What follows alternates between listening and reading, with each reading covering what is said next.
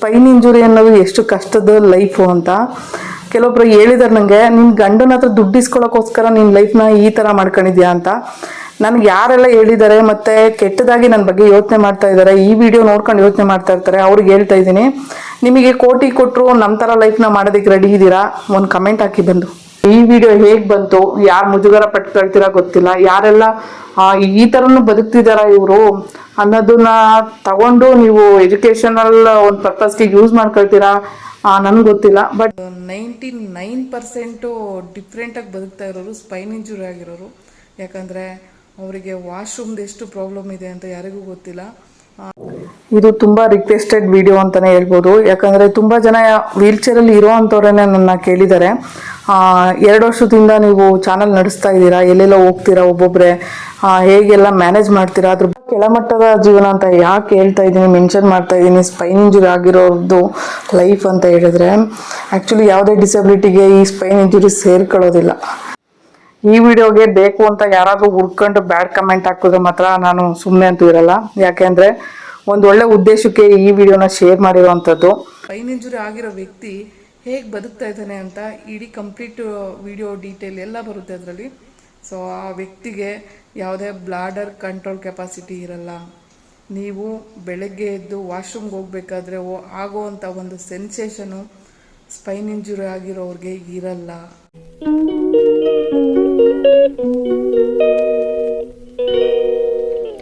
Hello, good morning. ದಿನಗಳಿಂದ ಒಂದು ಪ್ರಶ್ನೆ ನನಗೆ ಬರ್ತಾ ಇದೆ. ಆ್ಯಕ್ಚುಲಿ ಆ ಪ್ರಶ್ನೆಗೆ ಇವತ್ತು ಆನ್ಸರ್ ಮಾಡಲೇಬೇಕು ಅಂತ ಹೇಳಿ ಬಂದಿರೋವಂಥದ್ದು. ಆ್ಯಕ್ಚುಲಿ ಆ ಪ್ರಶ್ನೆ ಏನು ಅನ್ನೋದನ್ನ ನಾನು ಮೆನ್ಷನ್ ಮಾಡ್ತೀನಿ. ಸೊ ಆ ಕ್ವಶನ್ನು ರಿಪೀಟೆಡ್ ಕ್ವಶನ್ ಬಂದಿದೆ. ಸೊ ಹಂಗಾಗಿ ಈ ವಿಡಿಯೋದಲ್ಲಿ ನಾನು ಮೆನ್ಷನ್ ಮಾಡ್ತಾ ಇರೋವಂಥದ್ದು. ಸೊ ಒಂದಷ್ಟು ಜನ ಕೇಳಿದ್ದಾರೆ, ಸ್ಪೈನ್ ಇಂಜುರಿ ಆಗಿರೋದ್ರಿಂದ ಬೆಡ್ ರಿಡನ್ ಅಂತ ಹೇಳ್ತೀರಾ. ಸೊ ಹಿಂಗಿರೋ ಒಂದು ಪರಿಸ್ಥಿತಿಲಿ ನೀವು ಹೊರಗಡೆ ಹೋದಾಗ ವಾಶ್ರೂಮ್ಗೆ ಹೇಗೆ ಮ್ಯಾನೇಜ್ ಮಾಡ್ತೀರಾ?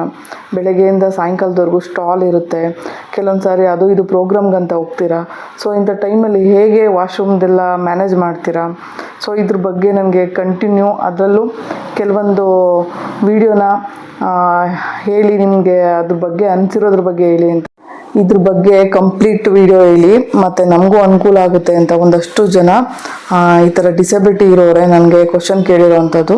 ಆಮೇಲೆ ನಾರ್ಮಲ್ ಪರ್ಸನ್ಗೂ ಡೌಟ್ ಇರುತ್ತೆ. ಸೊ ಇವರು ಹೇಗೆ ಮಾಡ್ತಾರೆ? ಇವಾಗ ಕೆಲವೊಂದು ಕಡೆ ವಾಶ್ರೂಮ್ ಇರಲ್ಲ, ಸೊ ವಾಶ್ರೂಮ್ ಯೂಸ್ ಮಾಡೋಕ್ಕೂ ಆಗಲ್ಲ, ಕೆಲವೊಂದು ಸಾರಿ ವೀಲ್ ಚೇರ್ ಒಳಗಡೆ ಹೋಗಲ್ಲ. ಆಮೇಲೆ ಇವರು ಸ್ಪೈನ್ ಇಂಜುರಿ ಆಗಿರೋರು ಎದ್ದು ಟಾಯ್ಲೆಟ್ ಒಳಗಡೆ ಕೂರಕ್ಕೂ ಆಗದೆ ಇರೋ ಒಂದು ಸಿಚುವೇಶನಲ್ಲಿ ಇವರು ಹೇಗೆ ತನ್ನ ದಿನನಿತ್ಯದ ಕರ್ಮಗಳನ್ನ ನಿಭಾಯಿಸ್ತಾರೆ ಹೊರಗಡೆ ಹೋದಾಗ ಅಂತ ಕೂಡ ತಿಳಿಸ್ಕೊಡಿ ಅಂತ ಕೇಳಿದರು ಒಂದಷ್ಟು ಜನ. ಹಾಗಾಗಿ ಡೌಟು ಇರುತ್ತೆ, ನಾರ್ಮಲ್ ಪರ್ಸನ್ಗೆಲ್ಲ ಡೌಟ್ ಇರುತ್ತೆ, ಹೇಗೆ ಮಾಡ್ತಾರೆ ಇವರು, ಏನು ಕತೆ ಅನ್ನೋದ್ರ ಬಗ್ಗೆ.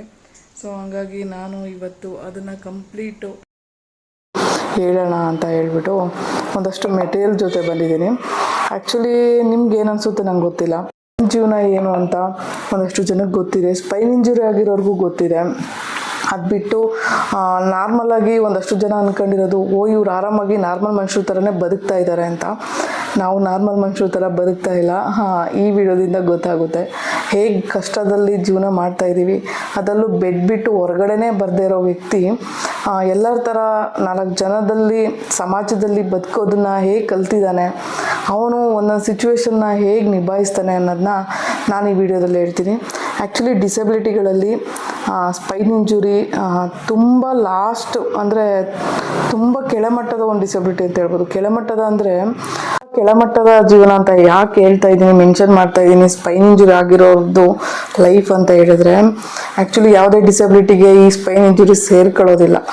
ಆದರೆ ಲೋಕೋಮೋಟರ್ ಡಿಸಬಿಲಿಟಿಗೆ ಒಂದು ವಿಧಕ್ಕೆ ನಮ್ಮ ಸ್ಪೈನ್ ಇಂಜುರಿನ ತೊಗೊಂಡೋಗ್ಬಿಟ್ಟು ಆ್ಯಡ್ ಮಾಡಿಬಿಟ್ಟಿದ್ದಾರೆ. ನಿಜ ಹೇಳ್ತೀನಿ, ಈ ಸ್ಪೈನ್ ಇಂಜುರಿ ಅನ್ನೋದನ್ನ ಬೇರೆ ಮಾಡಿ ಒಂದು ಸ್ಪೆಷಲ್ ಒಂದು ಇದಕ್ಕೆ ಇಡಬೇಕು ಅನ್ನೋದು ನನ್ನ ಒಂದು ಕೋರಿಕೆ. ಯಾಕಂತ ಹೇಳಿದ್ರೆ ಸ್ಪೈನ್ ಇಂಜುರಿ ಅನ್ನೋದು ಡಿಫ್ರೆಂಟ್ ಡಿಸಬಿಲಿಟಿ, ಅಂದರೆ ಯಾವುದೇ ಒಂದು ಡಿಸಬಿಲಿಟಿಗೆ ಸೇರೋದಿಲ್ಲ.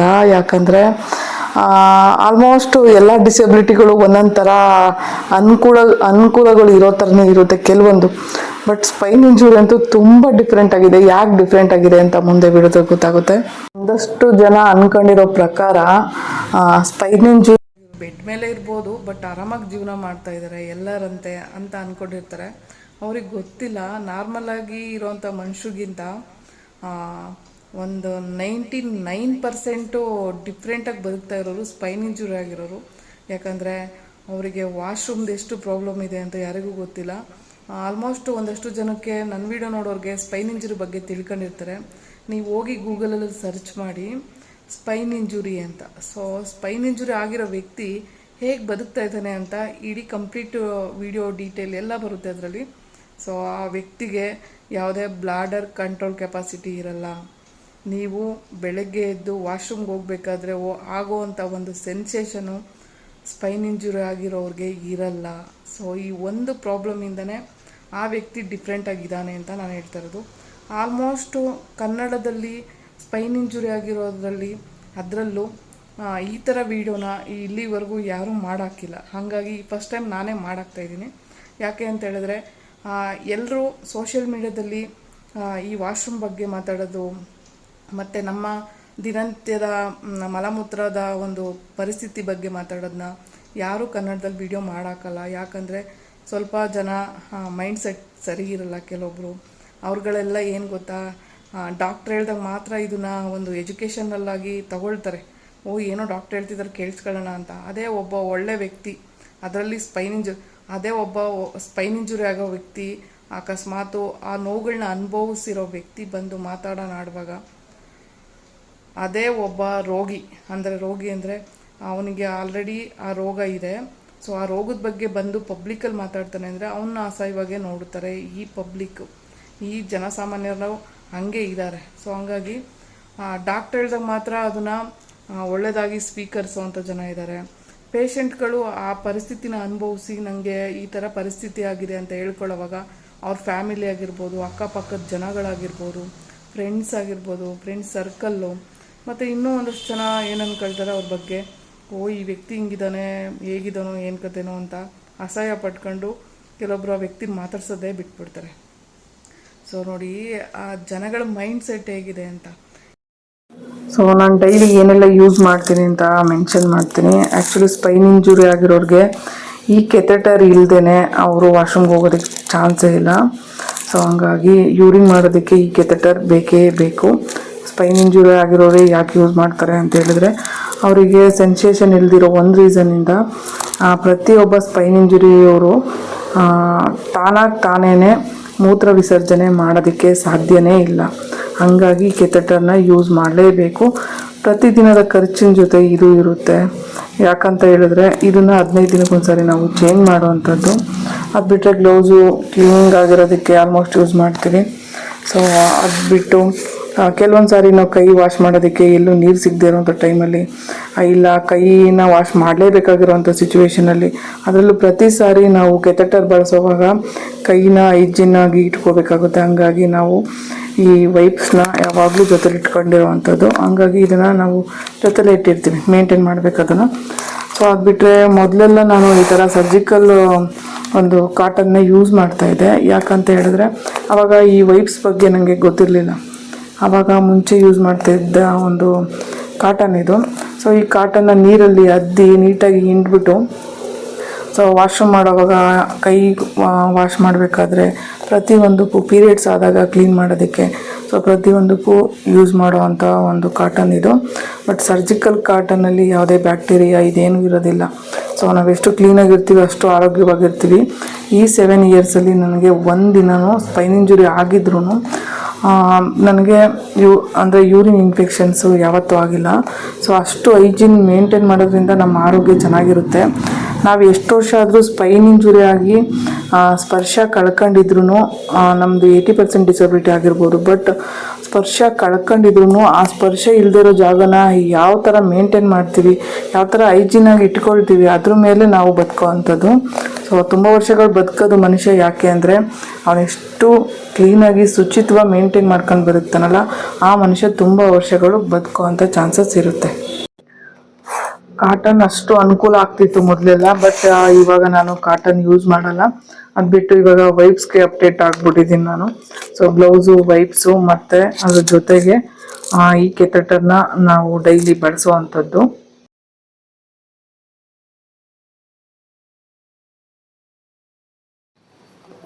ಆ್ಯಕ್ಚುಲಿ ಇವಾಗ ಇಷ್ಟು ಐಟಮ್ ಇದೆ.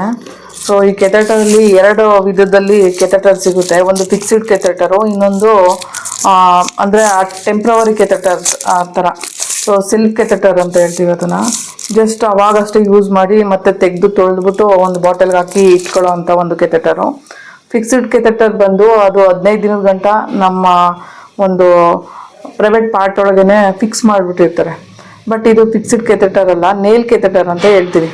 ಸೊ ಈ ನೇಲ್ ಕೆಥೆಟರು ಸೆಲ್ಫ್ ಕೆಥೆಟರು, ಅಂದರೆ ನಾವು ಸೆಲ್ಫಾಗಿ 3 ರಿಂದ 4 ಅವರ್ ಒಂದ್ಸರಿ ಯೂರಿನ್ನ ತೆಗೆಯುವಂಥದ್ದು. ಸೊ ನಾವು ಸ್ವಂತವಾಗಿ ನಾವು ತೆಗೆದು ಬೇರೆ ಬಾಟಲ್ಗೋ ಇಲ್ಲಾಂದರೆ ಬೇರೆ ಕಡೆ ವಾಶ್ರೂಮಲ್ಲಿ ತೆಗೆದು ಹಾಕುವಂಥದ್ದು. ಸೊ ಯಾಕೆ ಈ ಥರ ತೆಗಿತೀವಿ ಅಂತ ಹೇಳಿದ್ರೆ, ಸ್ಪೈನ್ ಇಂಜುರಿ ಆಗಿರೋರಿಗೆ ಸ್ಪರ್ಶ ಇರಲ್ಲ, ಒಂದು ಯೂರಿನು ಬರ್ತಿದೆಯಾ ಇಲ್ವಾ ಅಂತ ಸೆನ್ಸ್ ಆಗದೆ ಇರೋ ಒಂದು ರೀಸನ್ನಿಂದ ಯೂರಿನ್ ಪೈಪ್ ಯೂಸ್ ಮಾಡಬೇಕಾಗುತ್ತೆ. ಸೊ ಸ್ವಲ್ಪ ಸೆನ್ಸೇಷನ್ ಬಂದರೂ ಕೂಡ ಯೂರಿನ್ನ ನಾರ್ಮಲ್ ವ್ಯಕ್ತಿಗಳು ಯಾವ ಥರ ಪಾಸ್ ಮಾಡ್ತಾರೆ ಹಂಗೆ ಪಾಸ್ ಮಾಡ್ಬೋದು ನಾವು ಕೂಡ. ಸೊ ನನಗಿವಾಗ ಅದು ಬೆಟರ್ ಆಗಿದೆ ಕಂಡೀಷನು. ಸೊ ಕೆಲವೊಂದು ಸಾರಿ ನಾನು ಸ್ನಾನಕ್ಕೆ ಕೂತಾಗೆಲ್ಲ ಯೂರಿನ್ನ ಹಂಗೆ ಪಾಸ್ ಮಾಡುವಂಥ ಒಂದು ಇದು ಸೆನ್ಸೇಷನು ಇಂಪ್ರೂವ್ಮೆಂಟ್ ಆಗಿದೆ ನನಗೆ ಮೊದಲಿಗಿಂತ ಇವಾಗ ಬೆಟರು. ಯಾಕಂದರೆ 7 ಇಯರ್ಸ್ ಆಯ್ತಲ್ವ ನನಗೆ, ಹಂಗಾಗಿ ಸೊ ಇದ್ದಾಗೆಲ್ಲ ನಾನು ಈ ಥರ ಕೆಥೆಟರಲ್ಲಿ ತಗೊಳ್ತೀನಿ ಯೂರಿನ್ ಎಲ್ಲ. ಸೊ ಅದಕ್ಕೆ ಅಂತ ಹೇಳ್ಬಿಟ್ಟು ನಾನು ಒಂದು ಬಾಟಲ್ ಇಟ್ಕೊಳ್ತೀನಿ ಅದಕ್ಕೆ. ಸೊ ಬಾಟಲಲ್ಲಿ ಏನು ಮಾಡ್ತೀವಿ, ಈ ಕೆಥೆಟರ್ನ ಒಂದ್ಸರಿ ಸೆಲ್ಫ್ ಕೆಥೆಟರೈಸೇಷನ್ ಮಾಡ್ಕೊಂಡು ಈ ಬಾಟಲ್ಗಡೆ ಹಾಕ್ಕೊಂಡು ಮತ್ತೆ ನಾವು ವಾಶ್ರೂಮಲ್ಲಿ ಅದನ್ನು ತೆಗೆದುಬಿಟ್ಟು ಚೆಲ್ಬಿಟ್ಟು ಇದ್ರೊಳಗಡೆ ವಾಟ್ರು ಹಾಕ್ಬಿಟ್ಟು ಚೆನ್ನಾಗಿ ವಾಶ್ ಮಾಡಿಬಿಟ್ಟು ಮತ್ತೆ ಪೈಪ್ನ ನಾವು ಸ್ವಲ್ಪ ಒಣಗಕ್ಕಾದ್ರೂ ಬಿಡ್ಬೋದು. ಒಣಗಕ್ಕಾಗಿಲ್ಲ ಅಂದ್ರೂ ಪರವಾಗಿಲ್ಲ. ಈ ಬಾಟಲಲ್ಲಿ ಮತ್ತೆ ಪೈಪ್ನ ಏನು ಮಾಡಬೇಕು ಅಂದರೆ ಈ ಕಡೆಯಿಂದ ನೀರು ಬಿಟ್ಬಿಟ್ಟು ನಾವು ಈ ಕಡೆಯಿಂದ ನೀರು ಬರೋ ಥರ ವಾಶ್ ಮಾಡ್ಕೋಬೇಕು, ಚೆನ್ನಾಗಿ ವಾಶ್ ಮಾಡಬೇಕು. ಮತ್ತು ಹ್ಯಾಂಡ್ ವಾಶ್ ಹಾಕ್ಬಿಟ್ಟು ಡಬ್ಬನ ಕ್ಲೀನ್ ಮಾಡಿಬಿಟ್ಟು ಇಟ್ಕೋಬೇಕು. ಪ್ರತಿ ಸಾರಿ ಯೂರಿನ್ ಮಾಡಿದಾಗಲೂ ಕೂಡ ನಾವು ವಾಶ್ ಮಾಡಿಬಿಟ್ಟು ಈ ಡಬ್ಬನ ಕ್ಯಾರಿ ಮಾಡ್ತೀವಿ, ಎಲ್ಲೇ ಹೋದ್ರೂ ಕ್ಯಾರಿ ಮಾಡ್ತೀವಿ ನಾವು. ನಮಗೆ ಇವಾಗ ಹೊರಗಡೆ ಔಟ್ಸೈಡ್ ಹೋಗಿರ್ತೀವಿ, ವಾಶ್ರೂಮ್ ಸಿಗಲ್ಲ. ಸೊ ಸಿಗದೆ ಇದ್ರೂ ಕೂಡ ನಾವು ಈ ಥರ ಕೆಥೆಟರೈಸೇಷನ್ ಸೆಲ್ಫ್ ಕೆಥೆಟರ್ ಮಾಡ್ಕೊಳ್ತೀವಿ. ಸೊ ತುಂಬ ಅನುಕೂಲ ಇರೋವಂಥದ್ದು ಸ್ಪೈನ್ ಇಂಜುರಿ ಆಗಿರೋರಿಗೆ. ಸೊ ಮೋಷನ್ ಹೆಂಗೆ ಮಾಡ್ತೀವಿ ಅಂತ ಹೇಳಿದ್ರೆ ದಿನಕ್ಕೊಂದ್ಸರಿ ಡೈಲಿ ನಾವು ಮಾಡ್ಕೊಳ್ಬೋದು. ಬಟ್ ಈ ಯೂರಿನ್ ಪಾಸ್ ಮಾಡಬೇಕು ಅಂದಾಗ ದಿನಕ್ಕೆ 6 ರಿಂದ 7 ಸಾರಿ 8 ಸಾರಿ ಈ ಥರನೂ ಮಾಡ್ಬೋದು. ಸೊ ಅಂಥ ಟೈಮಲ್ಲೆಲ್ಲ ನಾವು ವಾಶ್ರೂಮ್ ಹುಡ್ಕೊಂಡು ಹೋಗ್ಬೇಕು ಅನ್ನೋ ಅವಶ್ಯಕತೆ ಇರಲ್ಲ. ಬಟ್ ತುಂಬ ಜನ ಕೇಳ್ತಾ ಇರೋ ನೀವು ಹೇಗೆ ಮಾಡ್ಕೊಳ್ತೀರಾ ಏನು ಕತೆ ಅಂತ. ಹೈಜೀನ್ ಆಗಿ ನಾವು ಗ್ಲೌಸ್ ಯೂಸ್ ಮಾಡಿ, ಸೊ ಈ ಥರ ವೈಪ್ಸ್ಗಳು ಯೂಸ್ ಮಾಡ್ಕೊಂಡು ನಾವು ಎಲ್ಲಿ ಬೇಕಾದರೂ ಮಾಡ್ಬೋದು. ಇವಾಗ ನಾರ್ಮಲ್ ಆಗಿರೋರು ಹೊರಗಡೆ ಹೋಗ್ಬಿಟ್ಟು ಇವಾಗ ಜೆಂಟ್ಸು ಎಲ್ಲಂದ್ರಲ್ಲೇ ಮಾಡಿ ಬರ್ತಾರೆ. ಸೊ ಅದೇ ಥರ ನಾವು ಮಾಡ್ಬೋದು. ಯಾಕಂದರೆ ಇವಾಗ ನಾರ್ಮಲ್ ಆಗಿರೋರು ಓಡಾಡ್ತಾರಷ್ಟೇ, ನಾವು ನಾರ್ಮಲ್ ಆಗಿ ಇಲ್ಲದೆ ಇರೋರು ವೀಲ್ ಚೇರಲ್ಲಿ ಇರ್ತೀವಿ. ಬಟ್ ಅದಕ್ಕೆ ಅಂತ ಸ್ವಲ್ಪ ಡಿಫ್ರೆನ್ಸ್ ಇರುತ್ತೆ ಅಷ್ಟೇ, ಅದು ಬಿಟ್ಟು ಇನ್ನೇನು ಮಹಾ ಡಿಫ್ರೆನ್ಸ್ ಏನೂ ಇರೋದಿಲ್ಲ ಇದರಲ್ಲಿ. ಸೊ ಇದು ನೋಡಿ ಅಸಹ್ಯ ಪಟ್ಕೊಳ್ಳೋ ಅಂಥದ್ದು ಅವಶ್ಯಕತೆನೂ ಇರಲ್ಲ. ಕೆಲವೊಬ್ರು ನಾರ್ಮಲಾಗಿ ತಗೊಳ್ತಾರೆ, ಡಾಕ್ಟರ್ಸ್ಗಳಿಗೆ ಎಲ್ಲನೂ ನಾರ್ಮಲಾಗಿ ಗೊತ್ತಿರುತ್ತೆ. ಹಂಗಾಗಿ ನಮ್ಮನ್ನು ನೋಡಿದ್ರೆ ಅವರು ಒಂದಿಷ್ಟು ಅಸಹ್ಯ ಪಟ್ಕೊಳ್ಳಲ್ಲ. ಯಾಕೆ ಅಂದರೆ ಅವರು ಡಾಕ್ಟರು, ಅದಕ್ಕೆ ಡಾಕ್ಟರ್ನ ದೇವರು ಅಂತ ಹೇಳೋದು. ಪ್ರತಿ ಒಂದು ಪೇಷಂಟ್ನೂ ಅವರು ಸಮವಾಗೇ ನೋಡ್ತಾರೆ. ಅವ್ರ ಮನೆ ಪೇಷಂಟ್ ಆಗಿದ್ರು ಅಷ್ಟೇ, ಹೊರಗಡೆ ಪೇಷಂಟ್ ಆಗಿದ್ರು ಅಷ್ಟೇ. ಸೊ ಡಾಕ್ಟರ್ ಮಾತ್ರ ಈ ಒಂದು ಸಿಚುವೇಶನ್ ಅರ್ಥ ಆಗುತ್ತೆ. ನೇಲ್ ಕೆಥೆಟರ್ ಅಂದರೆ ಈ ಥರ ಇರುತ್ತೆ. ಸೊ ಇದರಲ್ಲಿ ಸೈಜಸ್ಸು ಬೇರೆ ಬೇರೆ ಥರ ಇರುತ್ತೆ. ಸೊ ಕಂಪ್ನಿಗಳು ಬೇರೆ ಬೇರೆ ಇರುತ್ತೆ. ನೋಡಿ ಇಲ್ಲಿ 14 ಸೈಜ್ದು ನಂದು ಕೆಥೆಟರ್ ಸೈಜು. ಸೊ ಇದರಲ್ಲಿ ಚಿಕ್ಕದು ಬರುತ್ತೆ, ದೊಡ್ಡದು ಬರುತ್ತೆ. ಒಬ್ಬೊಬ್ರಿಗೂ ಒಂದೊಂದು ಸೈಜ್ ಇರುತ್ತೆ ಕೆಥೆಟರು. ಸೊ ಸಣ್ಣದು ಬೇಕು ಅಂದರೂ ತೊಗೋಬೋದು. ಇದು ಮೀಡಿಯಮ್ ಸೈಜ್ ಬರುತ್ತೆ. ಸೊ ಇದು ಎಷ್ಟು ರೇಟು ಎಲ್ಲನೂ ಮೆನ್ಷನ್ ಮಾಡಿದ್ದಾರೆ ನೋಡಿ. ಸೊ ಇದು ನಾರ್ಮಲಾಗಿ ಕ್ಲಿನಿಕ್ಗಳಲ್ಲಿ ಅಂದರೆ ಮೆಡಿಕಲ್ ಶಾಪ್ಗಳಲ್ಲಿ 63 ರೂಪೀಸ್ ಮಾರ್ತಾಯಿರ್ತಾರೆ. ಬಟ್ ಹೋಲ್ಸೇಲ್ ರೈಟಲ್ಲಿ ನಾನು ತೊಗೊಂಡಿರೋ ಅಂಥದ್ದು ಬಾಗಲಕೋಟೆಯಲ್ಲಿ. ಸೊ ಅದ್ರದ್ದು ಕಾಂಟ್ಯಾಕ್ಟ್ ನಂಬರ್ ಅಂತೂ ನಾನು ಮೆನ್ಷನ್ ಮಾಡ್ತೀನಿ. ದಯವಿಟ್ಟು ಯಾರಾದರೂ ಬೇಕು ಅಂದರೆ ಬಲ್ಕಲ್ಲಿ ತೊಗೊಳ್ಳಿ. ಯಾಕಂದರೆ ಇದು 15 ರೂಪಾಯಿ ಅಷ್ಟೇ ಬೀಳುತ್ತೆ ನಮಗೆ ಹೋಲ್ಸೇಲ್ ರೇಟಲ್ಲಿ. ಸೊ ಅಷ್ಟು ತೊಗೊಂಡು ಇಟ್ಕೊಬಿಟ್ಟು ತುಂಬ ಅನುಕೂಲ ಆಗುತ್ತೆ. ನಾನು ಹಂಗೆ ಪರ್ಚೇಸ್ ಮಾಡ್ಕೊಳ್ತೀನಿ. ಸೊ ಬೇಕು ಅಂದರೆ ಕಾಂಟ್ಯಾಕ್ಟು ನಾನು ಸ್ಕ್ರೀನ್ ಮೇಲೆ ಹಾಕ್ತೀನಿ. ಇದು ಒಂದಷ್ಟು ಜನಕ್ಕೆ ಉಪಯೋಗ ಆಗಲಿ ಅಂತ ನಾನು ಅಮೆಝಾನಲ್ಲಿ ಆರ್ಡ್ರ್ ಮಾಡ್ಕೊಳ್ತೀನಿ. ಆ್ಯಕ್ಚುಲಿ ಇದು ಒಂದು ವೈಪ್ಸಿಗೆ 50 ರೂಪೀಸ್ ಸಮಥಿಂಗ್ ಬೀಳುತ್ತೆ. ಬಟ್ ಇದು ಒಂದು ವಾರ 15 ದಿನ ಹಿಂಗೆ ಬೀಳುತ್ತೆ. ಕೆಲವೊಂದು ಸಾರಿ ಪೀರಿಯಡ್ಸ್ ಆದಾಗ ತುಂಬ ಬೇಕಾಗುತ್ತೆ. ಸೊ ಸಿಕ್ಕಾಪಟ್ಟೆ ಖರ್ಚಂತೂ ಆಗುತ್ತೆ, ಏನು ಮಾಡೋಕ್ಕಾಗಲ್ಲ. ಯಾಕೆಂದರೆ ಸ್ಪೈನ್ ಇಂಜುರಿ ಆಗಿರೋದ್ರಿಂದ ತುಂಬ ಕ್ಲೀನ್ನೆಸ್ ಮೇಂಟೈನ್ ಮಾಡೋವಾಗ ಇಂಥವೆಲ್ಲ ಬೇಕಾಗೇ ಆಗುತ್ತೆ. ಅದಕ್ಕೆ ನಾನು ಮೆಡಿಕಲ್ ಖರ್ಚು ಜಾಸ್ತಿ ಬೀಳುತ್ತೆ ನಮಗೆ ಅಂತ ಹೇಳೋದು ಇದಕ್ಕೇ. ಇದು ಜೊತೆಗೆ ನಾನು ಡೈಪರ್ಸ್ ಯೂಸ್ ಮಾಡ್ತೀನಿ ಕೆಲವೊಂದು ಸಾರಿ, ಅವಕ್ಕೆಲ್ಲ ತುಂಬ ಖರ್ಚಾಗುತ್ತೆ. ಕೆಲವೊಂದು ಮೆಡಿಕಲ್ದು ಐಟಮ್ಸ್ ಇದ್ದಾವಲ್ಲ, 1-2 ಬೀಳಲ್ಲ. ಪ್ರತಿದಿನ ಖರ್ಚು ಮಾಡುವಾಗ ಖರ್ಚುಗಳು ಆಗೇ ಆಗುತ್ತೆ. ಅದಕ್ಕೆ ನನಗೆ ಹೆಲ್ತ್ಗೆ ಅಷ್ಟೊಂದು ಖರ್ಚು ಬೇಕಾಗುತ್ತೆ. ಆಮೇಲೆ ಸಡನ್ಲಿ ಏನೋ ಹೆಲ್ತ್ ಇಶ್ಯೂ ಆಯಿತು ಅಂದಾಗ ಹಾಸ್ಪಿಟ್ಲ್ಗಳಿಗೆ ಬೇಕಾಗುತ್ತೆ, ಮೆಡಿಸಿನ್ಸ್ಗಳು ಬೇಕಾಗುತ್ತೆ. ಅದು ಬಿಟ್ಟು ಈ ಥರ ಪರ್ಸ್ನಲಿ ಕೆಲವೊಂದು ಕ್ಲೀನ್ನೆಸ್ ಮಾಡ್ಕೊಂಡು ಬದುಕೋದಕ್ಕೆ ಅಂತಲೇ ಒಂದಷ್ಟು ಐಟಮ್ಸು, ಹೈಜಿನಿಕ್ ಆಗಿ ಇರೋದಕ್ಕೆ ಅಂತಲೇ ಇಷ್ಟೊಂದು ಐಟಮ್ಸ್ನ ನಾನು ಪರ್ಚೇಸ್ ಮಾಡಬೇಕಾಗುತ್ತೆ. ನನ್ನ ಡೈಲಿ ಖರ್ಚು ವೆಚ್ಚಗಳನ್ನ ಬಿಟ್ಟು ಇದು ಖರ್ಚು ವೆಚ್ಚಗಳು ನನಗಿದೆ ಅಂತ. ಸೊ ಪೊಸಿಷನ್ ಯಾವ ಥರ ಮಾಡ್ಬೋದು ಅನ್ನೋದನ್ನ ನಾನು ಜಸ್ಟ್ ಒಂದು ಟ್ರಯಲ್ ತೋರಿಸ್ತೀನಿ. ಸೊ ನಾವು ಇವಾಗ ನಾರ್ಮಲಾಗಿ ಇರೋ ಟೈಮಲ್ಲಿ ಇವಾಗ ಕೈ ಹ್ಯಾಂಡ್ ವಾಶ್ ಮಾಡ್ಕೊಂಡು, ಆ್ಯಕ್ಚುಲಿ ಮೈಕು ತುಂಬ ಪ್ರಾಬ್ಲಮ್ ಆಗ್ತಿತ್ತು, ಹಂಗಾಗಿ ವಾಯ್ಸ್ ಎಲ್ಲ ಬ್ರೇಕ್ ಆಗಿದೆ, ಮತ್ತೆ ಕ್ಯಾರಿ ಮಾಡ್ತೀನಿ. ಸೊ ಒಂದು ವೈಪ್ಸ್ ತೊಗೊಂಡು ನೀಟಾಗಿ ಕೈ ವಾಶ್ ಮಾಡ್ಕೊಂಡು, ಸೊ ವಾಶ್ ಮಾಡಾದ್ಮೇಲೆ ಈ ಕೆಥೆಟರ್ಗೆ ಒಂದು ಜೆಲ್ ಸಿಗುತ್ತೆ. ಆ ಜೆಲ್ಲು ನಂಗೆ ಸಿಕ್ಕಿಲ್ಲ, ಎಲ್ಲಿದೆಯೋ ಗೊತ್ತಿಲ್ಲ ನನಗೆ. ಸೊ ಹಂಗಾಗಿ ಏನು ಮಾಡಬೇಕು, ಆ ಜೆಲ್ನ ಫಸ್ಟ್ ಈ ತುದಿಗೆ ಹಾಕ್ಕೋಬೇಕಾಗುತ್ತೆ. ಸ್ವಲ್ಪ ಜೆಲ್ನ ಈ ಥರ ಹಾಕಬೇಕಾಗುತ್ತೆ, ಅಪ್ಲೈ ಮಾಡಬೇಕು ನಾವು. ಸೊ ಇಲ್ಲಿ ಹೋಲ್ಗಳಿದ್ದಾವೆ ನೋಡಿ, ಈ ಕೆಥೆಟರಲ್ಲಿ 2 ಹೋಲ್ಗಳಿದ್ದಾವೆ. ಇದರಲ್ಲೇ ಯೂರಿನ್ನು ಪಾಸಾಗಿ ಇದ್ರೊಳಗಡೆ ಬಂದು ಬಾಟಲ್ಗೆ ಬರೋವಂಥದ್ದು ಜಾಗ ಇದು. ಆ್ಯಕ್ಚುಲಿ ಇದು ನಮ್ಮ ಪಾರ್ಟ್ ಒಳಗಡೆ ಹೋಗುವಂಥ ಒಂದು ಇದು. ಸೊ ಇಲ್ಲಿಂದನೇ ಯೂರಿನ್ನು ಪಾಸಾಗಿ ಹೊರಗಡೆ ಬರೋವಂಥ ಜಾಗ ಇದು. ಈ ಪೈಪ್ ಒಳಗಡೆ ಪೂರ್ತಿ ಕಂಪ್ಲೀಟಾಗಿ ಬರುತ್ತೆ. ಸೊ ನಾವು ಜೆಲ್ ಹಾಕಬೇಕಾಗಿರೋದು ಈ ಸ್ಟಾರ್ಟಿಂಗ್ ಪ್ಲೇಸಲ್ಲಿ, ಇದನ್ನು ನಾವು ಒಳಗಡೆ ಹಾಕ್ಕೊಳ್ಳೋ ಅಂಥದ್ದು. ಸೊ ಹಂಗಾಗಿ ಏನಾಗುತ್ತೆ, ಇದನ್ನು ನಾವು ಜೆಲ್ಲು ಹಾಕಬೇಕಾಗುತ್ತೆ. ಆ ಜೆಲ್ ನಂಗೆ ಸಿಗಲಿಲ್ಲ. ಸೊ ಇದನ್ನು ನಾವು ಕೈ ಕ್ಲೀನ್ ಮಾಡ್ಕೊಂಡಾದ್ಮೇಲೆ ಇದನ್ನು ನಾವು ಫಸ್ಟ್ ಮಾಡ್ತೀವಿ.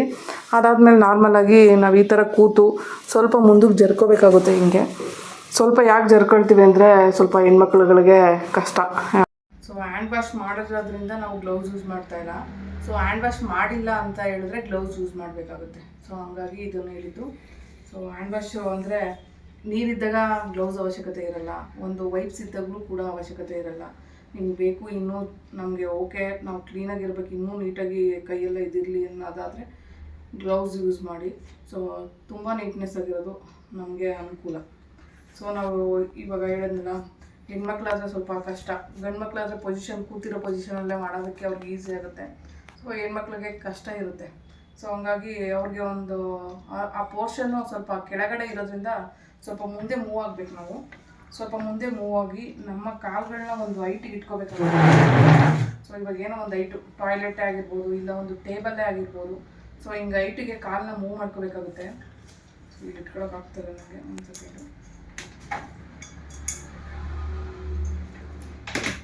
ಜಸ್ಟು ಏನು ಅಂತ ಹೇಳಿದ್ರೆ ನಮಗೆ ಪೊಸಿಷನ್ ಗೊತ್ತಾಗಬೇಕಲ್ವಾ, ಹಂಗಾಗಿ ಈ ಕಾಲುಗಳನ್ನ ಸ್ವಲ್ಪ ಹಿಂಗೆ ಮೂವ್ ಮಾಡ್ಕೋಬೇಕಾಗುತ್ತೆ. ನಾವು 2 ಕಾಲೂ ಹಿಂಗೆ ಮೇಲೆ ಎತ್ತಾಕೋಬೇಕಾಗುತ್ತೆ. ಹಿಂಗೆ ಮುಂದೆ ಬಗ್ತೀವಿ. ಅವಾಗ ಸ್ವಲ್ಪ ಮುಂದೆ ಪೊಸಿಷನ್ ಬಂದಾಗ ಇದನ್ನು ನಾವು ಜೆಲ್ ಅಪ್ಲೈ ಮಾಡಿರ್ತೀವಲ್ಲ, ಈ ತುದಿನ ಜಸ್ಟ್ ಒಂದು ಇನ್ಸರ್ಟ್ ಮಾಡೋದಷ್ಟೇ. ಜಸ್ಟ್ ಹಿಂಗೆ ಒಳಗಡೆ ಹಾಕಿ ನಾವು ಯಾವ ಥರ ಇದು ಮಾಡ್ತೀವಲ್ಲ, ಸೊ ಹಿಂಗೆ ಒಳಗಡೆ ಹಾಕಿ ಕರೆಕ್ಟಾಗಿ ಪೊಸಿಷನ್ನ ಚೆಕ್ ಮಾಡ್ಕೋಬೇಕು ಲೆಫ್ಟ್ ಹ್ಯಾಂಡಲ್ಲಿ. ಸೊ ಲೆಫ್ಟ್ ಹ್ಯಾಂಡಲ್ಲಿ ಯಾವ ಥರ ಚೆಕ್ ಮಾಡ್ತೀವಿ ಅಂತ ಹೇಳಿದ್ರೆ, ಇವಾಗ ಕಣ್ಣು ಕಾಣಿಸ್ತಾ ಇರೋರು ಯಾವ ಥರ ಒಂದು ಜ್ಞಾನ ಇರಲ್ಲ, ಇವಾಗ ನಮ್ಗೆ ಸ್ಪರ್ಶ ಇಲ್ವಲ್ಲ, ಹಂಗಾಗಿ ಜ್ಞಾನ ಇಲ್ಲದೆ ಇರೋ ಒಂದು ರೀಸನಿಂದ ಸೊ ಕೈಯಲ್ಲಿ ನಾವು ಮುಟ್ಟಿ ನೋಡ್ತೀವಿ ಪೊಸಿಷನ್ ಎಲ್ಲಿದೆ ಅಂತ. ಸೊ ಇದರಲ್ಲಿ ಇನ್ನೂ ಒಂದು ಟೈಪ್ ಇದೆ, ಏನಂತ ಹೇಳಿದ್ರೆ ಹೆಣ್ಮಕ್ಳುಗಳಿಗೆ ಆಲ್ಮೋಸ್ಟು ಪೀರಿಯಡ್ಸ್ ಆಗೋ ಒಂದು ಜಾಗನೇ ಬೇರೆ, ಯೂರಿನ್ ಆಗುವಂಥ ಜಾಗನೇ ಬೇರೆ. ಸೊ ಇದನ್ನು ಡೈರೆಕ್ಟಾಗಿ ಎಲ್ಲ ಕಡೆನೂ ಮೆನ್ಷನ್ ಮಾಡಿದ್ದಾರೆ. ಕೆಲವೊಂದು ಯೂರಿನ್ ಇನ್ಫೆಕ್ಷನ್ ಆದಾಗ ಯಾವ ಥರ ಬ್ಲಾಡರ್ ಇರುತ್ತೆ ಅದ್ರ ಬಗ್ಗೆ ಎಲ್ಲ ಎಕ್ಸ್ಪ್ಲನೇಷನ್ ಇದೆ. ಕೆಲವೊಂದು ವೀಡಿಯೋಗಳಲ್ಲಿ ನೋಡಿ ಗೊತ್ತಾಗುತ್ತೆ ನಿಮಗೆ. ಸೊ ಯೂರಿನ್ ಬರೋವಂಥ ಜಾಗನೇ ಬೇರೆ ಇರುತ್ತೆ, ಹಂಗಾಗಿ ಬೇಗ ಗೊತ್ತಾಗ್ಬಿಡುತ್ತೆ ಸೆನ್ಸು.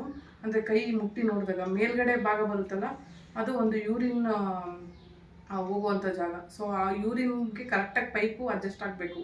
ಸೊ ಕರೆಕ್ಟಾಗಿ ಈ ಬೆರಳಲ್ಲಿ ನೋಡ್ಕೊಂಡು ನಾವು ಆ ಪೊಸಿಷನ್ಗೆ ಇನ್ಸರ್ಟ್ ಮಾಡೋವಂಥದ್ದು. ನಾವು ಮುಂದೆ ಬಗ್ಗಿದ್ರೆ ಅದು ನಮಗೆ ಪೊಸಿಷನ್ ಗೊತ್ತಾಗಲ್ಲ. ಸೊ ಹಿಂದೆ ಹೋಗಿ ವೀಲ್ ಚೇರಿಂದ ಮುಂದೆ ಪಾರ್ಟಿಗೆ ಕರೆಕ್ಟಾಗಿ ನಮಗೆ ಕೈಗೆ ಸ್ಪರ್ಶ ಜ್ಞಾನ ಆಗುತ್ತೆ. ಸೊ ನಾವು ಅಲ್ಲಿ ಕರೆಕ್ಟಾಗಿ ಇದನ್ನು ಇನ್ಸರ್ಟ್ ಮಾಡಿದಾಗ ಕರೆಕ್ಟಾಗಿ ಯೂರಿನ್ ಬರುತ್ತೆ ಹೊರಗಡೆ ಈ ಪೈಪಿಂದ. ಸೊ ಅವಾಗ ನಾವೇನು ಮಾಡ್ತೀವಿ ಅಂತ ಹೇಳಿದ್ರೆ, ಹೊರಗಡೆ ಆ ವಾಶ್ರೂಮ್ ಸಿಗದೇ ಇರೋ ಒಂದು ರೀಸನ್ಗೆ ನಾವೇನು ಮಾಡ್ತೀವಿ, ಈ ಥರ ಒಂದು ಡಬ್ಬನ ನೀಟಾಗಿ ಮೇಂಟೈನ್ ಮಾಡಿರಬೇಕು. ಸೊ ಎಲ್ಲಂದ್ರಲ್ಲಿ ನಾವು ಈ ಡಬ್ಬನ ಇಡೋದು ಮಾಡೋದು ಅವನ್ನೆಲ್ಲ ಮಾಡಬಾರ್ದು.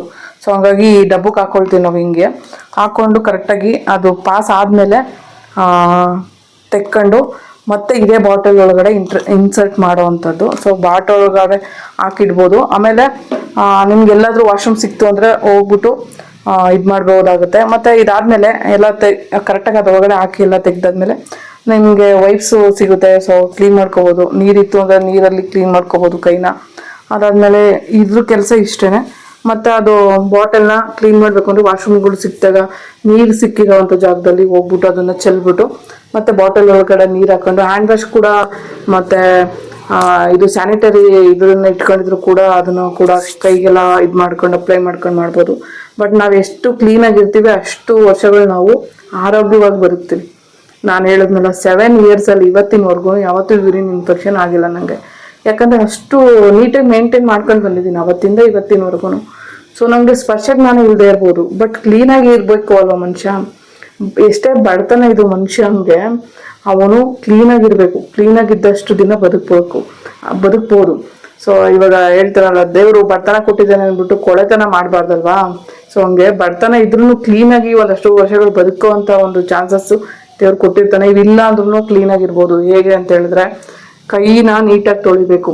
ನಾವು ಯಾವಾಗಲೂ ಅಷ್ಟೇ, ನಾವು ಇವಾಗ ಯೂರಿನ್ ತೆಗಿತೀವಿ ಅವಾಗ ಕೈ ನೀಟಾಗಿ ತೊಳ್ಕೊಬೇಕು. ಸೊ ಏನೇ ಕೆಲಸ ಮಾಡ್ಬೇಕಾದ್ರೆ ನಮ್ಮ ಬಾಡಿ ಪಾರ್ಟ್ ಎಲ್ಲೇ ಮುಟ್ಟಬೇಕು ಅಂದ್ರೂ ನಾವು ಎಷ್ಟು ಕ್ಲೀನ್ ಆಗಿದ್ದೀವಿ ಅಂತ ಕೈಯಿಂದ ಬ್ಯಾಕ್ಟೀರಿಯಾಗಳಿಂದನೇ ಗೊತ್ತಾಗೋದು. ನಮ್ಮ ಕೈ ಎಷ್ಟು ವಾಶ್ ಮಾಡಿ ನೀಟಾಗಿ ನಮ್ಮ ಮುಖ ಮುಟ್ಟೋದು, ಬೇರೆ ಪಾರ್ಟ್ಗಳು ಮುಟ್ಟೋದು, ಏನೇ ಮುಟ್ಟೋವಾಗಲಾದ್ರೂ ಕ್ಲೀನ್ನೆಸ್ ಮೇಂಟೈನ್ ಮಾಡೋದ್ರಿಂದ ನಮ್ಮ ಒಂದು ಚರ್ಮದ ಒಂದು ಆರೋಗ್ಯ ಕೂಡ ಚೆನ್ನಾಗಿರುತ್ತೆ. ಆ್ಯಕ್ಚುಲಿ ಈ ವಿಡಿಯೋ ಬಂದು ವೀಲ್ಚೇರಲ್ಲಿ ಇರೋ ಅಂಥವ್ರು, ಅದರಲ್ಲೂ ಸ್ಪೈನ್ ಇಂಜುರಿ ಆಗಿರೋರಿಗೆ ಸ್ಪೆಷಲ್ ವಿಡಿಯೋ ಮಾಡ್ತಾ ಇರೋದು. ಸೊ ಇಷ್ಟು ದಿನ ಕೇಳ್ತಾ ಇದ್ರ, ನೀವು ಸ್ಪೈನ್ ಇಂಜುರಿ ಆಗಿದ್ದೀರಾ, ನಾವು ಬೆಡ್ ಇಡೋನು ಹೊರಗಡೆ ಹೋದಾಗ ಹೆಂಗೆಲ್ಲ ಮೇಂಟೈನ್ ಮಾಡ್ತೀರಾ, ದಯವಿಟ್ಟು ವಿಡಿಯೋ ಮೂಲಕ ತಿಳಿಸಿ ಅಂತ ಒಂಥರ ನನಗೆ ಸೋಷಿಯಲ್ ಮೀಡಿಯಾದಲ್ಲಿ ಮಾತಾಡೋದಕ್ಕೆ ಒಂಥರ ಅನಿಸ್ತಿತ್ತು. ಬಟ್ ಇದು ಒಂದು ಎಜುಕೇಷನ್. ಸೊ ಇವಾಗ ಡಾಕ್ಟ್ರು ಕಲಿಬೇಕಾದ್ರೆ ಆ ಮನುಷ್ಯನ ಪ್ರತಿ ಬಾಡಿ ಪಾರ್ಟ್ನ ಕುಯ್ಬೇಕು, ನೋಡಬೇಕು, ಪ್ರತಿ ಒಂದು ಬಾಡಿ ಪಾರ್ಟಲ್ಲಿ ಏನೇನಿದೆ ಅಂತ ತಿಳ್ಕೋಬೇಕು ಅಂತ ಡಾಕ್ಟ್ರು ಹೇಗೆ ಪಾಠ ಮಾಡ್ತಾರಲ್ವಾ, ಹಂಗೆ ಇದು ಕೂಡ ಎಜುಕೇಷನಲ್ ಪರ್ಪಸ್ಗೋಸ್ಕರ ನಾನು ಮಾಡಿರೋಂಥ ಒಂದು ವಿಡಿಯೋ. ಸೊ ನಾವು ಹೀಗಿದ್ದೀವಿ ಆಗಿದ್ದೀವಿ ಅಂತ ಹೇಳ್ಬಿಟ್ಟು ಒಂದಷ್ಟು ಜನ ಅಸಹ್ಯ ಪಟ್ಕೊಂಡ್ರೆ ನಮ್ಮ ಜೀವನ ನಾವೇ ನಡೆಸ್ಬೇಕು. ಬೇರೆಯವ್ರು ಯಾರು ಬಂದು ನಮ್ಮ ಜೀವನ ನಡ್ಸೋಕ್ಕೆ ಸಾಧ್ಯ ಇಲ್ಲ. ಹಂಗಾಗಿ ನಾನು ಧೈರ್ಯವಾಗಿ ಈಗ ಸೋಷಿಯಲ್ ಮೀಡಿಯಾದಲ್ಲಿ ಕನ್ನಡದಲ್ಲಿ ಯಾರೂ ಈ ಥರ ಒಂದು ವಿಡಿಯೋ ಮಾಡಿಲ್ಲ. ಹಂಗಾಗಿ ಫಸ್ಟ್ ಟೈಮು ಸ್ಪೈನ್ ಇಂಜುರಿಗಳಲ್ಲಿ ಅದರಲ್ಲೂ ಹೆಣ್ಮಗಳಾಗಿ ಇದ್ಕೊಂಡು ಧೈರ್ಯವಾಗಿ ಸೋಷಿಯಲ್ ಮೀಡಿಯಾದಲ್ಲಿ ಮಾತಾಡಿದ್ದೀನಿ. ಸೊ ನಿಮ್ಗೆ ಈ ವಿಡಿಯೋ ಇಷ್ಟ ಆಯಿತು ಅಂದರೆ ಲೈಕ್ ಮಾಡಿ, ನನ್ನ ಚಾನಲ್ಗೆ ಸಬ್ಸ್ಕ್ರೈಬ್ ಮಾಡಿ. ಇನ್ನೂ ಒಂದಷ್ಟು ಜನಕ್ಕೆ ಉಪಯೋಗ ಆಗುವಂಥ ಒಂದು ಮಾಹಿತಿ ಕೊಟ್ಟಿದ್ದೀನಿ ಈ ವಿಡಿಯೋದಲ್ಲಿ. ಸೊ ಧೈರ್ಯವಾಗಿ ನಿಂತು ನಾನು ಸೋಷಿಯಲ್ ಮೀಡಿಯಾದಲ್ಲಿ ಮಾತಾಡ್ತಾ ಇದ್ದೀನಿ. ಅದರಲ್ಲೂ ಇದ್ರ ಬಗ್ಗೆ ಯಾರು ಮಾತಾಡೋದಕ್ಕೆ ಮುಂದೆ ಬರಲ್ಲ ಹೆಣ್ಮಕ್ಳುಗಳು. ಯಾಕೆ ಅಂತ ಹೇಳಿದ್ರೆ ಒಂದಷ್ಟು ಜನ ಆಡ್ಕೊಳ್ತಾರೆ, ಇನ್ನೊಂದಷ್ಟು ಜನ ಅದನ್ನು ಬೇರೆ ಥರ ತಿಳ್ಕೊಳ್ಳೋ ಅಂಥ ಜನಗಳು ಇದ್ದಾರೆ. ಸೊ ಹಂಗಾಗಿ ಮಾತಾಡೋದಕ್ಕೆ ಎದುರ್ಕೊಳ್ತಾರೆ ಹೆಣ್ಮಕ್ಳುಗಳು. ಬಟ್ ಇದೊಂದಷ್ಟು ಜನಕ್ಕೆ ಉಪಯೋಗ ಆಗಲಿ ಅಂತ ಹೇಳ್ಬಿಟ್ಟು ನನ್ನ ವಿಡಿಯೋದಲ್ಲಿ ಧೈರ್ಯವಾಗಿ ನಾನು ಮಾತಾಡಿದ್ದೀನಿ. ಈ ವಿಡಿಯೋ ಇಷ್ಟ ಆದರೆ ಲೈಕ್ ಮಾಡಿ ನನ್ನ ಚಾನಲ್ಗೆ. ಮತ್ತು ತುಂಬ ಜನಕ್ಕೆ ಉಪಯೋಗ ಆಗೋ ಮಾಹಿತಿ ಇರೋದ್ರಿಂದ ಒಂದಷ್ಟು ಜನಕ್ಕೆ ಶೇರ್ ಮಾಡಿ. ಈ ವಿಡಿಯೋ ತುಂಬ ಜನಕ್ಕೆ ತಲುಪಲಿ, ಒಂದಷ್ಟು ಜನಕ್ಕೆ ಉಪಯೋಗ ಕೂಡ ಆಗುತ್ತೆ. ಇನ್ನೂ ಒಂದಷ್ಟು ಜನ ಕೇಳ್ತಾ ಇದ್ರ, ಆ್ಯಕ್ಚುಲಿ ಹೊರಗಡೆ ಎಲ್ಲರೂ ಟ್ರಿಪ್ಗೆ ಹೋದಾಗ ವಾಶ್ರೂಮಲ್ಲಿ ಹೇಗೆ ಮ್ಯಾನೇಜ್ ಮಾಡ್ತೀರಾ, ಹೇಗೆ ಒಬ್ಬರೇ ಬಟ್ಟೆ ಹಾಕೊಳ್ತೀರಾ, ಹೇಗೆ ಸ್ನಾನ ಮಾಡ್ಕೊಳ್ತೀರಾ ಅನ್ನೋದ್ರ ಬಗ್ಗೆ ಎಲ್ಲ ಕೇಳಿದ್ರ. ಆ್ಯಕ್ಚುಲಿ ಇವಾಗ ನಾನು ಇಂಡಿಪೆಂಡೆಂಟ್ ಲೈಫ್ನ ಕಲ್ತುಬಿಟ್ಟಿದ್ದೀನಿ. ಇವಾಗ ಬೆಡ್ಡಿಂದ ವೀಲ್ಚೇರ್ ಶಿಫ್ಟ್ ಆಗೋದಾಗಿರ್ಬೋದು, ಮತ್ತು ವೀಲ್ಚೇರ್ನ ಕೆಳಗಡೆ ಅಂತೂ ಇಳಿಯೋಕ್ಕಾಗಲ್ಲ. ಅದು ಬಿಟ್ಟು ಬೇರೆ ಬಟ್ಟೆ ಹಾಕೊಳ್ಳೋದಾಗಿರ್ಬೋದು, ಸ್ನಾನ ಮಾಡ್ಕೊಳ್ಳೋದಾಗಿರ್ಬೋದು, ಇಂಡಿಪೆಂಡೆಂಟಾಗಿ ಎಲ್ಲ ಮಾಡ್ಕೊಳ್ಳೋದನ್ನ ಕಲ್ತುಬಿಟ್ಟಿದ್ದೀನಿ ನಾನು ಇವತ್ತು. ಸೊ ಅದನ್ನೆಲ್ಲ ನಾನೇ ನಿಭಾಯಿಸ್ಕೊಳ್ತೀನಿ. ಬಟ್ ಟ್ರಿಪ್ ಹೋಗಿದ್ದ ಕಡೆ ಎಲ್ಲಾದರೂ ನೀರಿಗೆ ಇಳಿಬೇಕು ಅಂದರೆ ನನ್ನ ಕೈಲಿ ಒಬ್ಬಳೇ ಆಗಲ್ಲ. ಯಾಕೆಂದರೆ ನನಗೆ ಆ ಶಕ್ತಿ ಇಲ್ಲ. ಕೈ ಬೇರೆ ಆಪ್ರೇಷನ್ ಆಗಿರೋದ್ರಿಂದ ನನಗೆ ಅಷ್ಟು ಶಕ್ತಿ ಇಲ್ಲ. ಬೇರೆಯವ್ರು 2-3 ಸಹಾಯದಿಂದ ನಾನು ನೀರೊಳಗಡೆ ಇಳಿಸಾದ್ಮೇಲೆ ಒಂದಷ್ಟು ಹೊತ್ತು ಆಡ್ತೀನಿ. ಆಡಾದ್ಮೇಲೆ ವೀಲ್ಚೇರು ಕೂಡ ಅವರೇ ತಂದು ಸಹಾಯ ಮಾಡೋ ಅಂಥದ್ದು. ಆ್ಯಕ್ಚುಲಿ ನನಗೆ ಕೆಲವೊಂದು ಮನುಷ್ಯನ ಮೇಲೆ ಆಸೆಗಳು ಇದ್ದೇ ಇರ್ತವೆ. ಯಾಕೆಂದರೆ ನಾನು ಅಂದರೆ 25 ವರ್ಷ ನಾರ್ಮಲ್ ಜೀವನನ ಕಳೆದುಬಿಟ್ಟಿದ್ದೀನಿ. ಈ ನಾರ್ಮಲ್ ಜೀವನ ಕಳೆದಾಗ ನನಗೂ ಅನಿಸಿರುತ್ತೆ, ಅಯ್ಯೋ ನಾನು ನಾರ್ಮಲ್ ಜೀವನ ಮಾಡಬೇಕಲ್ಲ ಇನ್ನೂ ಅಂತ. ಬಟ್ ಏನು ಮಾಡೋಕ್ಕಲ್ಲ, ಬದುಕಿರೋ ಅಷ್ಟು ದಿನ ನನಗೆ ನಡೆಯೋಕ್ಕಂತೂ ಆಗಲ್ಲ ಅಂತ ನಂಗೆ ಗೊತ್ತಿದೆ. ಅಟ್ಲೀಸ್ಟ್ ಇವಾಗ ಇರೋಷ್ಟು ದಿನ ಅಂತೂ ನಾನು ಪುನಶ್ಚೇತನಗೊಳಿಸ್ಕೋಬೇಕು ನಾನು. ಯಾಕೆಂದರೆ ಮತ್ತೆ ನಾನು ನನ್ನ ಆಸೆಗಳನ್ನ ಇಲ್ಲದೇ ಇದ್ರೂ ಆಸೆ ಇದೆ, ನಾನು ಇನ್ನೂ ಬದುಕ್ತಾ ಇದ್ದೀನಿ ಅಂತ ನನ್ನ ಆಸೆಗಳನ್ನ ನಾನು ಬದುಕೋದನ್ನ ಕಲಿಬೇಕು. ಹಾಗಾಗಿ ನಮಗೆ ಆಸೆಗಳಿದ್ದಾವೆ, ಬಟ್ ಎಲ್ಲ ಆಸೆಗಳನ್ನ ಪೂರೈಸ್ಕೊಳಕ್ ಆಗ್ತಿಲ್ಲ. ಪರವಾಗಿಲ್ಲ ಅಂತ ಹೇಳ್ಬಿಟ್ಟು ಚಿಕ್ಕ ಪುಟ್ಟ ಆಸೆಗಳನ್ನ ಈ ಥರ ಬೇರೆಯವ್ರ ಸಹಾಯದಿಂದನೇ ನೀರಿಗಿಳಿಯೋದು, ಈ ಥರ ಕೆಲವೊಂದು ಇದನ್ನೆಲ್ಲ ಮಾಡ್ಕೊಳ್ತಾ ಬದುಕ್ತಾ ಇದ್ದೀನಿ. ಬಟ್ ಹೊರಗಡೆ ಹೋದಾಗೆಲ್ಲ ಸ್ವಲ್ಪ ವಾಶ್ರೂಮ್ಗೆ ಆಗಿರ್ಬೋದು ಪ್ರತಿಯೊಂದು ಕಷ್ಟ ಆಗುತ್ತೆ. ಕಷ್ಟ ಆದರೂ ಯೂಟ್ಯೂಬ್ ಚಾನಲ್ ಇರೋದ್ರಿಂದ ಪ್ರತಿಯೊಂದು ಕಂಟೆಂಟೇ ನನಗೆ, ಪ್ರತಿಯೊಂದು ವಿಡಿಯೋ ಕೂಡ ನನ್ನ ಲೈಫೇ. ಸೊ ಹಂಗಾಗಿ ಪ್ರತಿಯೊಂದು ವಿಷಯಗಳನ್ನ ತೋರಿಸ್ತಾನೆ ಬಂದಿದ್ದೀನಿ ಇವತ್ತಿನವರೆಗೂ. 2 ವರ್ಷ ಆಯಿತು ಯೂಟ್ಯೂಬ್ ಚಾನಲ್ ಸ್ಟಾರ್ಟ್ ಮಾಡಿ. ಕರೆಕ್ಟಾಗಿ ಮೇ 29ಗೆ ಅದರಲ್ಲೂ ನನ್ನ ಮದುವೆ ಆಗಿದ್ದ ದಿನ ಅವತ್ತು. ಸೊ ಲೈಫ್ ಅಂತೂ ಹಾಳಾಯಿತು, ಬಟ್ ಈ ಯೂಟ್ಯೂಬ್ ಜರ್ನಿ ಅಂತೂ ತುಂಬ ಚೆನ್ನಾಗಾಗಿದೆ. ಸೊ ಎಲ್ರಿಗೂ ತುಂಬ ಥ್ಯಾಂಕ್ಸ್ ಹೇಳ್ತೀನಿ, ಯಾಕಂದರೆ ಇಷ್ಟು ದಿನ ಯಾರೆಲ್ಲ ನನ್ನ ವೀಡಿಯೋ ನೋಡ್ಬಿಟ್ಟು ಸಪೋರ್ಟ್ ಮಾಡಿದ್ದೀರಾ ಅವ್ರಿಗೆಲ್ಲ ತುಂಬ ಥ್ಯಾಂಕ್ಸ್ ಹೇಳ್ತೀನಿ. ಆಮೇಲೆ ಇನ್ನೂ ಇದೇ ಥರ ಸಪೋರ್ಟ್ ಮಾಡಿ 100K ಕಂಪ್ಲೀಟ್ ಆಗಬೇಕು ಸಬ್ಸ್ಕ್ರೈಬರು, ಅಲ್ಲಿವರೆಗೂ ನನಗೂ ಸಪೋರ್ಟ್ ಮಾಡ್ತಾ ಇರಿ. ಅದಾದಮೇಲೆ ಕೂಡ ಸಪೋರ್ಟ್ ಮಾಡಿ, ಯಾಕೆಂದರೆ ನಾನು ಮಾಡ್ತಾ ಇರೋ ವೀಡಿಯೋಗಳು ನನಗೆ ನನ್ನ ಕೈಯಲ್ಲಿ ಏನಾಗುತ್ತೆ ಅಷ್ಟನ್ನು ಮಾಡ್ತಾ ಇದ್ದೀನಿ. ಸೊ ನನ್ನ ಜೀವನ ನಾನೇ ರೂಪಿಸ್ಕೊಂಡು ಬದುಕೋ ಅಂತ ಒಂದು ಪ್ರಯತ್ನದಲ್ಲಿದ್ದೀನಿ. ನಾನೇ ಅಡುಗೆ ಮಾಡ್ಕೊಂಡು ತಿಂತೀನಿ, ಮತ್ತು ನಾನೇ ವೀಲ್ಚೇರಿಂದ ಬೆಡ್ಡಿಗೆ ಶಿಫ್ಟ್ ಆಗುವಂಥದ್ದು, ಮತ್ತು ಕೆಲವೊಂದು ಕೆಲಸಗಳನ್ನೆಲ್ಲ ಹೊರಗಡೆ ಹೋಗಿ ನಾನೇ ಮಾಡ್ಕೊಬರೋ ಅಂಥದ್ದು, ಮಗನ್ನ ಕೂಡ ನೋಡ್ಕೊಂಡು ನನ್ನ ಹೆಲ್ತ್ ಇಶ್ಯೂಗಳನ್ನ ನೋಡ್ಕೊಂಡು. ಬಟ್ ಗೊತ್ತಿಲ್ಲ ಎಷ್ಟು ದಿನ ಬದುಕ್ತೀವಿ ಅಂತ. ಬಟ್ ಇರೋಷ್ಟು ದಿನ ಏನೋ ಒಂದು ಮಾಡಿದೆ ಅನ್ನೋ ಒಂದು ಖುಷಿಲಿ ನನ್ನ ಲೈಫ್ ಅಂತೂ ಸಾಕ್ತಾ ಇದೆ. ಎಲ್ಲರೂ ಇದೇ ಥರ ಸಪೋರ್ಟ್ ಮಾಡ್ತಾರೆ. ಈ ವಿಡಿಯೋ ಒಂದು ಎಜುಕೇಷನ್ ಪರ್ಪಸ್ಗೆ ಅಂತ ಹೇಳ್ಬಿಟ್ಟು ಮಾಡಿದ್ದೀನಿ. ಸೊ ಈ ವಿಡಿಯೋ ಹೇಗೆ ಬಂತು, ಯಾರು ಮುಜುಗರ ಪಟ್ಕೊಳ್ತೀರಾ ಗೊತ್ತಿಲ್ಲ, ಯಾರೆಲ್ಲ ಈ ಥರನೂ ಬದುಕ್ತಿದಾರ ಇವರು ಅನ್ನೋದನ್ನ ತಗೊಂಡು ನೀವು ಎಜುಕೇಷನಲ್ ಒಂದು ಪರ್ಪಸ್ಗೆ ಯೂಸ್ ಮಾಡ್ಕೊಳ್ತೀರಾ ನನಗೆ ಗೊತ್ತಿಲ್ಲ. ಬಟ್ ನಾನು ಇಲ್ಲಿವರೆಗೂ ಈ ವಿಡಿಯೋನ ಹಾಕೋದಕ್ಕೆ ನನ್ನ ಕೈಲಿ ಆಗಲಿಲ್ಲ ಅನ್ನೋದಕ್ಕಿಂತ ಸೋಷಿಯಲ್ ಮೀಡಿಯಾದಲ್ಲಿ ಬಂದು ಹೆಣ್ಮಕ್ಳುಗಳು ಈ ಥರ ಹೇಳ್ಕೊಂಡು ಬದುಕೋದಕ್ಕೆ ತುಂಬ ಕಷ್ಟ ಇದೆ. ಬಟ್ ನಾನು ಫಸ್ಟ್ ಟೈಮ್ ಕನ್ನಡದಲ್ಲಿ ಈ ವಿಡಿಯೋ ಮಾಡಿದ್ದೀನಿ. ಎಲ್ಲರೂ ಸಪೋರ್ಟ್ ಮಾಡಿ ಅಂತ ಕೇಳ್ಕೊತೀನಿ. ಯಾರೆಲ್ಲ ಈ ವಿಡಿಯೋ ನೋಡಿದ್ದೀರಾ ಎಲ್ರಿಗೂ ತುಂಬ ಥ್ಯಾಂಕ್ಸ್. ಈ ವಿಡಿಯೋಗೆ ಬೇಕು ಅಂತ ಯಾರಾದರೂ ಹುಡ್ಕೊಂಡು ಬ್ಯಾಡ್ ಕಮೆಂಟ್ ಹಾಕಿದ್ರೆ ಮಾತ್ರ ನಾನು ಸುಮ್ಮನೆ ಅಂತೂ ಇರಲ್ಲ. ಯಾಕೆಂದರೆ ಒಂದು ಒಳ್ಳೆ ಉದ್ದೇಶಕ್ಕೆ ಈ ವಿಡಿಯೋನ ಶೇರ್ ಮಾಡಿರೋವಂಥದ್ದು. ಬೇಕು ಅಂತ ಉದ್ದೇಶಪೂರ್ವಕವಾಗಿ ಏನಾದರೂ ಬೇಕು ಅಂತ ಕಮೆಂಟ್ಸ್ಗಳನ್ನ ಹಾಕೋದಾದರೆ ಮಾಡಿದ್ರೆ ನಾವೇನು ಸುಮ್ಮನೆ ಇರ್ತೀವಿ ಅಂತ ಅನ್ಕೊಳಕ್ಕೆ ಹೋಗ್ಬೇಡಿ. ಇನ್ನೂ ಒಂದು ಹೇಳ್ತೀನಿ, ಯಾಕಂದರೆ ಹೆಣ್ಮಕ್ಳುಗಳು ಸೋಷಿಯಲ್ ಮೀಡಿಯಾದಲ್ಲಿ ಬಂದುಬಿಟ್ಟು 3 ಬಿಟ್ಟಿರ್ತಾರೆ ಅಂತ ಕೆಲವೊಬ್ರು ಅಂದ್ಕೊಂಡಿರ್ತಾರೆ. 3 ಬಿಟ್ಟು ಬದುಕೋರು ಇದ್ದಾರೆ, ಬಟ್ ಇಲ್ಲ ಅಂತ ಹೇಳಲ್ಲ. ಬಟ್ ನಮ್ಮಂಥ ಕಷ್ಟಪಟ್ಟು ಬದುಕೋ ಹೆಣ್ಮಕ್ಳುಗಳನ್ನ ನೋಡಿ ಸಹಿಸ್ಕೊಳಕ್ಕಾಗದೆ ಇರೋರು ಬೇಕು ಅಂತ ಹೇಳಿ ಕಮೆಂಟ್ಸ್ಗಳನ್ನ ಹಾಕ್ತೀರಾ, ಅದು ನಂಗೆ ಗೊತ್ತಿದೆ. ಸುಮ್ಮನೆ ಬಂದು ಹಾಕ್ಬೇಡಿ ಕಮೆಂಟ್ಸ್ಗಳನ್ನ. ಒಂದು ಒಳ್ಳೆ ರೀತಿಲಿ ಬದುಕ್ತಾ ಇರೋ ಅಂಥ ಹೆಣ್ಮಕ್ಳುಗಳನ್ನ ಗುರುತಿಸಿ ಆದರೆ ಒಂದು 2 ಒಳ್ಳೆ ಮಾತಾಡಿ, ಸುಮ್ಮನೆ ಕೆಟ್ಟ ಕಮೆಂಟ್ಸ್ಗಳನ್ನೆಲ್ಲ ಹಾಕ್ಬಿಟ್ಟು ಸೋಷಿಯಲ್ ಮೀಡಿಯಾದಲ್ಲಿ ಏನು ಗೊತ್ತಿಲ್ಲ ಇವ್ರನ್ನ ಕಂಡುಹಿಡಿಯೋಕ್ಕಾಗೋದೇ ಇಲ್ಲ ಅಂತ ಅನ್ಕೋಬೇಡಿ. ತುಂಬ ಇಂಪ್ರೂವ್ಮೆಂಟ್ ಆಗಿದೆ ಇವತ್ತಿಂದ. ಒಂದು ಸೋಷಿಯಲ್ ಮೀಡಿಯಾದಲ್ಲಿ ಕಮೆಂಟ್ ಮಾಡೋದನ್ನ ಕಂಡುಹಿಡಿಯೋ ಅಂಥದ್ದು ತುಂಬ ಈಸಿ ಮೆಥಡ್. ಬಟ್ ಸುಮ್ಮನೆ ಬಂದು ಹಾಕೋದ್ರಿಂದ ಯೂಸ್ ಇಲ್ದಿರೋ ಅಂಥ ಒಂದು ಮೆಸೇಜ್ನ ಪಾಸ್ ಮಾಡೋದು ಮಾಡಬೇಡಿ. ಆಲ್ಮೋಸ್ಟ್ ಯೂಟ್ಯೂಬ್ ಚಾನಲ್ ಸ್ಟಾರ್ಟ್ ಆದಾಗಿಂದ ತುಂಬ ಕಮೆಂಟ್ಸು ಬಂದಿತ್ತು, ಇದ್ರ ಬಗ್ಗೆನೇ ಕಮೆಂಟ್ ಬಂದಿತ್ತು. ಸೊ ಹಂಗಾಗಿ ಇಷ್ಟು ದಿನ ವೀಡಿಯೋ ಮಾಡೋಕ್ಕಾಗಿರಲಿಲ್ಲ, ಹಂಗಾಗಿ ಈ ವಿಡಿಯೋನ ಹಾಕ್ತಾ ಇರೋವಂಥದ್ದು. ಈ ಪ್ರೆಸರ್ ಮಾಡಿ ಕೇಳಿ ಇರೋದ್ರಿಂದ ನಾನು ಡೀಟೇಲಾಗಿ ಈ ವಿಡಿಯೋ ಹಾಕಿದ್ದೀನಿ. ಇದು ತುಂಬ ರಿಕ್ವೆಸ್ಟೆಡ್ ವಿಡಿಯೋ ಅಂತಲೇ ಹೇಳ್ಬೋದು. ಯಾಕಂದರೆ ತುಂಬ ಜನ ವೀಲ್ಚೇರಲ್ಲಿ ಇರೋ ಅಂಥವ್ರೇ ನನ್ನ ಕೇಳಿದ್ದಾರೆ, 2 ವರ್ಷದಿಂದ ನೀವು ಚಾನಲ್ ನಡೆಸ್ತಾ ಇದ್ದೀರಾ, ಎಲ್ಲೆಲ್ಲ ಹೋಗ್ತೀರಾ ಒಬ್ಬೊಬ್ಬರೇ, ಹೇಗೆಲ್ಲ ಮ್ಯಾನೇಜ್ ಮಾಡ್ತೀರಾ, ಅದ್ರ ಬಗ್ಗೆ ನಮಗೂ ಹೇಳ್ಕೊಟ್ರೆ ನಮಗೂ ಅನುಕೂಲ ಆಗುತ್ತೆ ಅಂತ ಹೇಳ್ಬಿಟ್ಟು ತುಂಬ ಕೇಳಿದರು. ಹೇಳಿ ನಮಗೆ ವೀಡಿಯೋದಲ್ಲಿ ಹೇಳಿ ಅಂತ, ಹಂಗಾಗಿ ಮೆನ್ಷನ್ ಮಾಡಿ ಅವ್ರಿಗೋಸ್ಕರನೇ ಈ ವಿಡಿಯೋ ಮಾಡಿರೋವಂಥದ್ದು. ಕೆಲವೊಂದು ಬ್ಯಾಡ್ ಕಮೆಂಟ್ ನಾನು ನೋಡಿದ್ದೀನಿ. ಅವ್ರಿಗೆ ಗೊತ್ತಿಲ್ಲ ನಮ್ಮ ಪರ್ಸ್ನಲ್ ಲೈಫಲ್ಲಿ ಎಷ್ಟು ಕಷ್ಟಪಟ್ಕೊಂಡು ಬದುಕ್ತಾ ಇದ್ದೀವಿ ಅಂತ. ಅಂಥವ್ರು ವೀಡಿಯೋ ಏನಾದರೂ ನೋಡ್ತಾ ಇದ್ದರೆ ನೀವು ತಿಳ್ಕೊಳ್ಳಿ, ಇವಾಗ ಸ್ಪೈನ್ ಇಂಜುರಿ ಅನ್ನೋದು ಎಷ್ಟು ಕಷ್ಟದ ಲೈಫು ಅಂತ. ಕೆಲವೊಬ್ರು ಹೇಳಿದಾರೆ ನನಗೆ, ನಿನ್ನ ಗಂಡನ ಹತ್ರ ದುಡ್ಡು ಇಸ್ಕೊಳ್ಳೋಕ್ಕೋಸ್ಕರ ನಿನ್ನ ಲೈಫ್ನ ಈ ಥರ ಮಾಡ್ಕೊಂಡಿದ್ಯಾ ಅಂತ. ನನಗೆ ಯಾರೆಲ್ಲ ಹೇಳಿದ್ದಾರೆ ಮತ್ತು ಕೆಟ್ಟದಾಗಿ ನನ್ನ ಬಗ್ಗೆ ಯೋಚನೆ ಮಾಡ್ತಾ ಇದ್ದಾರೆ, ಈ ವಿಡಿಯೋ ನೋಡ್ಕೊಂಡು ಯೋಚನೆ ಮಾಡ್ತಾ ಇರ್ತಾರೆ, ಅವ್ರಿಗೆ ಹೇಳ್ತಾ ಇದ್ದೀನಿ, ನಿಮಗೆ ಕೋಟಿ ಕೊಟ್ಟರು ನಮ್ಮ ಥರ ಲೈಫ್ನ ಮಾಡೋದಕ್ಕೆ ರೆಡಿ ಇದ್ದೀರಾ? ಒಂದು ಕಮೆಂಟ್ ಹಾಕಿ ಬಂದು. ಯಾರೆಲ್ಲ ಬೇಕು ಅಂತ ತಿರ್ಚಿ ಮಡ್ಚಿ ಏನೇನೋ ಮಾಡಿ ಕಮೆಂಟ್ಗಳನ್ನ ಹಾಕ್ಬಿಟ್ಟು ನೋಯಿಸ್ಬೇಕು ಅಂತ ಕಾಯ್ಕೊಂಡಿರ್ತೀರಲ್ಲ, ನೀವುಗಳು ಸ್ಪೈನ್ ಇಂಜುರಿ ಆಗಿ ಈ ಥರ ಒಂದು ಲೈಫ್ನ ಮಾಡಿ ತೋರಿಸ್ತೀರಾ ಅಂತ ನನಗೆ ಬಂದು ಕಮೆಂಟ್ ಸೆಕ್ಷನಲ್ಲಿ ಹೇಳಿ.